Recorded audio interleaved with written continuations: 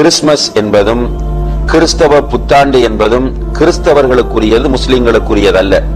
முஸ்லிம்களுடைய புத்தாண்டாகிய ஹிஜ்ரா ஆண்டையே நாம் கொண்டாடக்கூடாது என்றால், முஸ்லிம்களுடைய முதல் மாதமாகிய முஹர்ரம் மாதத்தை விழாவாக நாம் எடுக்கக்கூடாது என்றால், எப்படி நாம் இந்த பிறக்க போகிற ஆண்டை விழாவாக கொண்டாட முடியும் என்பதை நாம் சிந்திக்க வேண்டும்.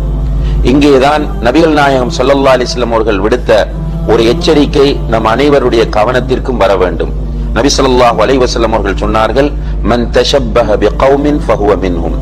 யார் ஒருவர் பிற சமூகங்களுக்கு ஒப்பாகிறாரோ அவரும் அவர்களை சார்ந்தவர் தான் என்று சொன்னார்கள். எனவே முஸ்லிம்களிடம் இது வருமாக இருந்தால் நிச்சயமாக அவர்கள் அவர்களுடைய கலாச்சாரத்தை பின்பற்றிய குற்றத்திற்கு ஆளாகி விடுவார்கள்.